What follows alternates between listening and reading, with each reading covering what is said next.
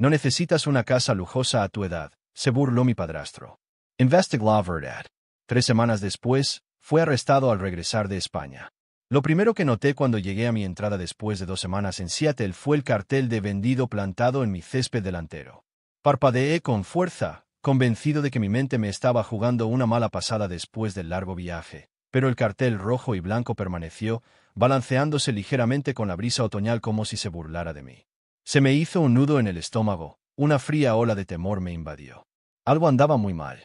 Soy Lester, de 31 años, y hasta ese momento creía tener mi vida resuelta. Después de graduarme con un título en ingeniería y pasar 7 años ascendiendo en la escala corporativa, finalmente había logrado lo que parecía ser el sueño americano. Mi propia casa, comprada con el dinero que había ahorrado a través de innumerables horas extras y trabajos de consultoría. No era una mansión de ninguna manera, pero era mía. O al menos, se suponía que lo era. Cuando mi llave no giró en la cerradura, la realidad comenzó a afianzarse. Una mujer con un blazer se acercó desde un coche aparcado al otro lado de la calle, presentándose como agente inmobiliaria. Explicó que la propiedad se había vendido la semana anterior y que los nuevos propietarios se mudarían en unos días. Mis cosas ya habían sido retiradas, me aseguró, como se estipulaba en el contrato de compraventa. Me quedé allí, mudo de asombro, mientras me entregaba una tarjeta de presentación y me sugería que me pusiera en contacto con el vendedor si tenía alguna pregunta. ¿El vendedor? Mi padrastro, Walter. Walter había entrado en mi vida cuando tenía 16 años, irrumpiendo para rescatar a mi madre después de la muerte de mi padre.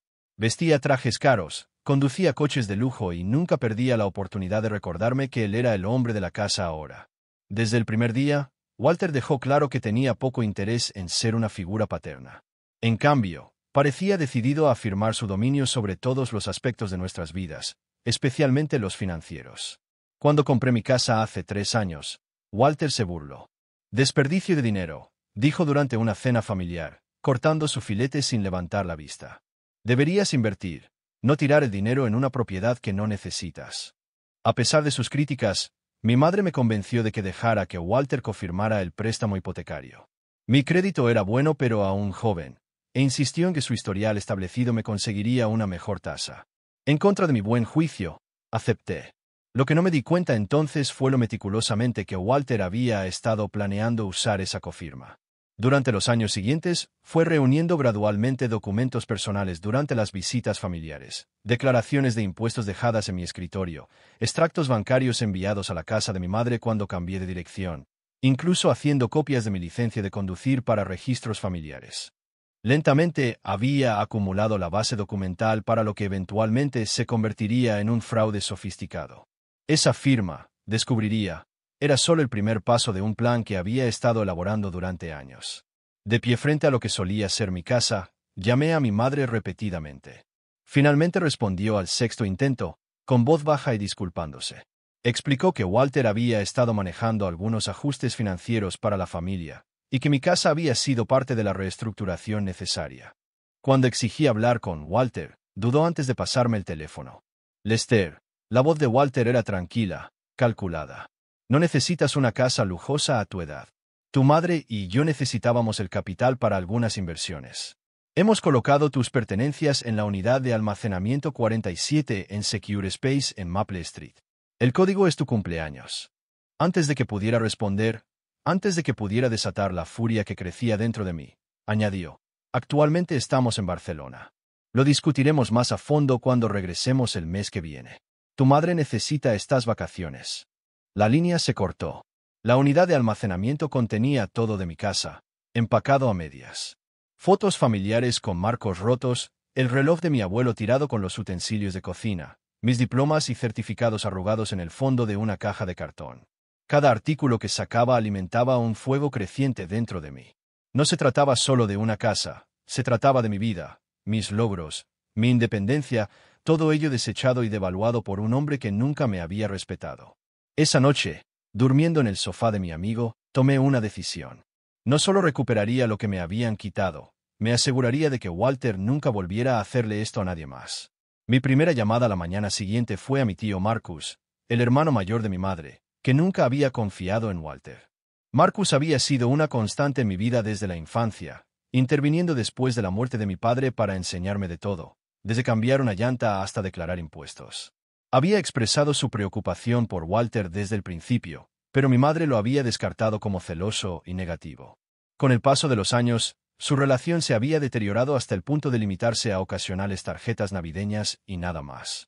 «Dios mío», murmuró Marcus después de que le expliqué la situación. «No me sorprende, pero sigo indignado». Ese hombre finalmente mostró su verdadera cara.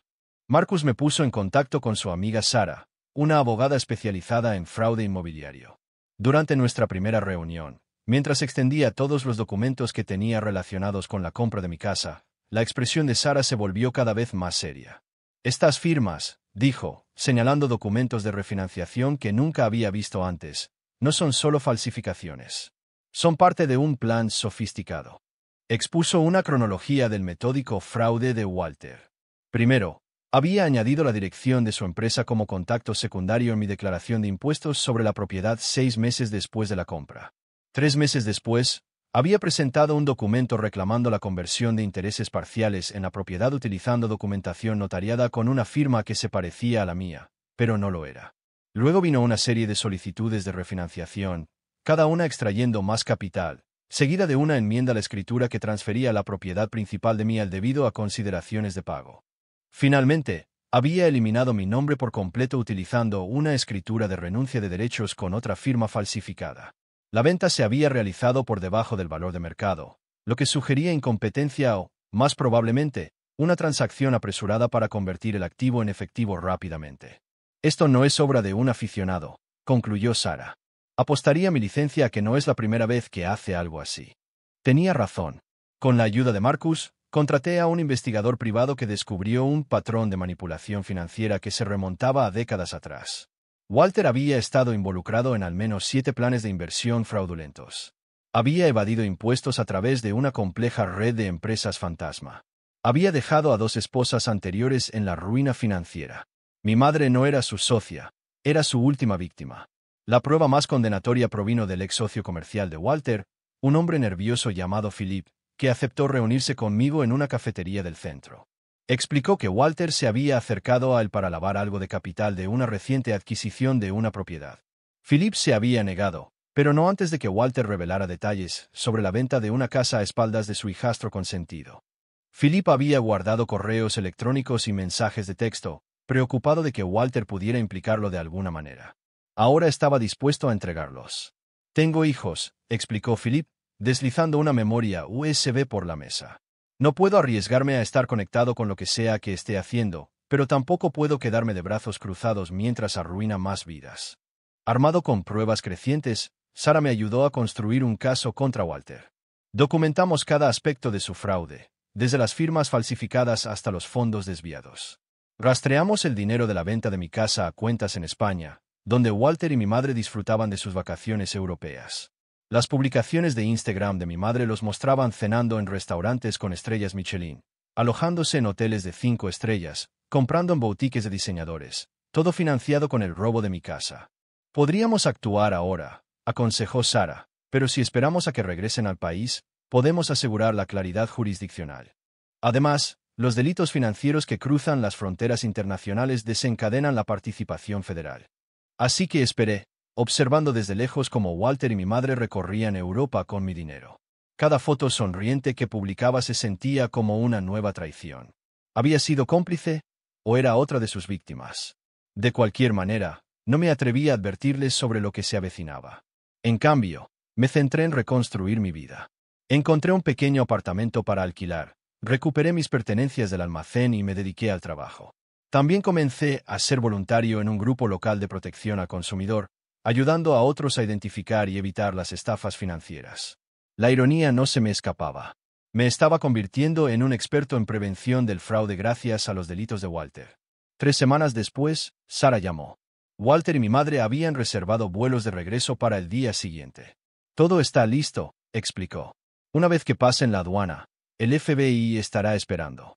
El IRS ha sido completamente informado y están particularmente interesados en las cuentas extraterritoriales que descubrimos». Esa noche, apenas dormí. No por la duda, estaba seguro de que lo que hacía era correcto, sino por la anticipación. Después de años de condescendencia y manipulación por parte de Walter, La justicia finalmente estaba a mi alcance. Observé cómo aterrizaba su avión a través del sistema de seguimiento en línea del aeropuerto. Me los imaginé paseando por la terminal, bronceados y descansados, tal vez discutiendo a cuál de sus casas regresarían primero. Walter estaría seguro de sí mismo, como siempre. Mi madre no sabría lo que les esperaba. A las 2:17 de la tarde, sonó mi teléfono. Era Marcus. Se acabó, dijo simplemente. Lo detuvieron en la recogida de equipajes. Tu madre está siendo interrogada como posible cómplice, pero Sara cree que probablemente será clasificada como otra víctima una vez que establezcan el patrón. El arresto había sido silencioso, pero lo suficientemente público como para que lo presenciaran los pasajeros que llegaban. Sin trato especial, sin cortesía debido a la imagen cuidadosamente cultivada de Walter como un exitoso hombre de negocios. Solo un delincuente de cuello blanco siendo llevado esposado, su atónita esposa viendo cómo su mundo cuidadosamente construido se derrumbaba a su alrededor. Cuando el caso de Walter fue a juicio 2 meses después, las pruebas eran abrumadoras. La fiscalía había descubierto mucho más de lo que incluso mi investigación había revelado.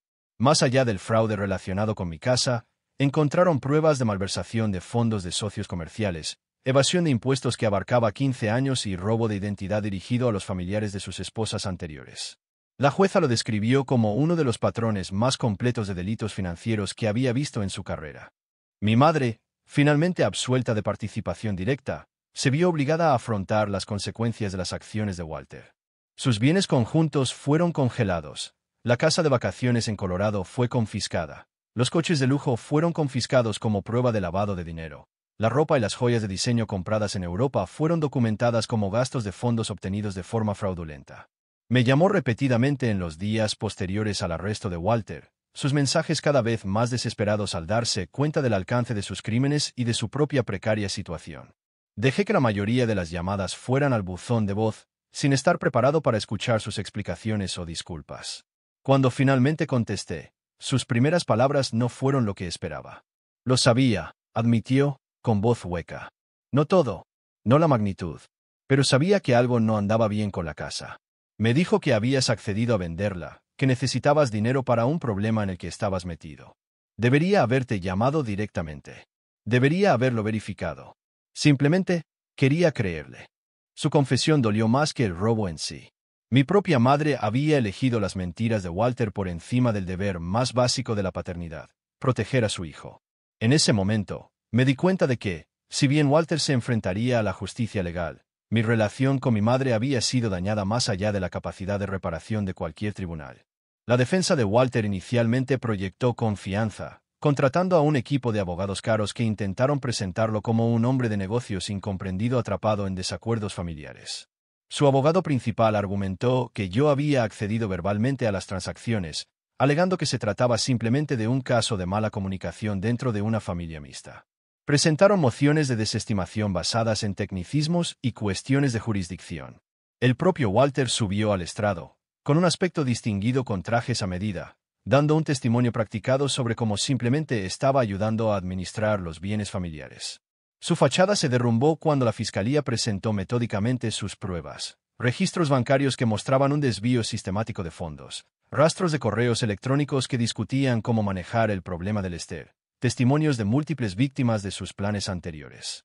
Lo más dañino fue el experto forense en documentos que demostró, firma por firma, la evolución de las falsificaciones de mi nombre por parte de Walter, mostrando cómo las había perfeccionado con el tiempo.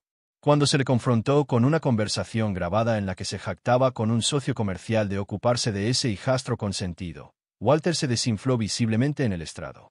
Para la tercera semana del juicio, incluso sus abogados parecían haber perdido la fe.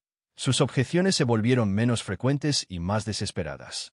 La fiscalía había recopilado pruebas de delitos que se remontaban a casi 20 años atrás, mucho más allá de lo que mi investigación inicial había descubierto.